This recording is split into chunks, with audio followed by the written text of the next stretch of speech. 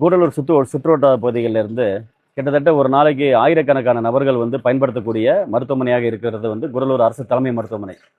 இந்த அரசு தலைமை மருத்துவமனை பார்த்தீங்கன்னா, ஒரு 5, 10 ஆண்டுகளுக்கு முன்பு சுகாதாரமற்ற முறையில் இருந்தது என்பது நாம் அனைவரும் அறிந்த ஒன்று.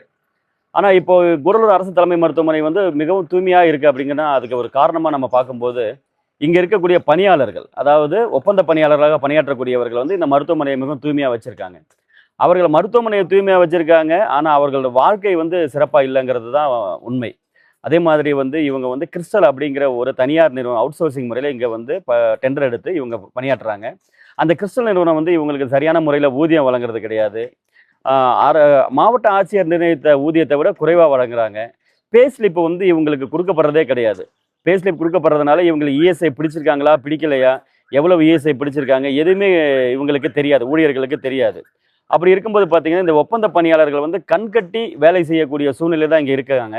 அப்படிப்பட்ட சூழ்நிலையில இவங்க இன்னைக்கு காலவரையற்ற காத்திருப்பு போராட்டம் சிஐடியு சங்கம் சார்பாக ஒப்பந்த பணியாளர்கள் முன்னெடுத்திருக்காங்க.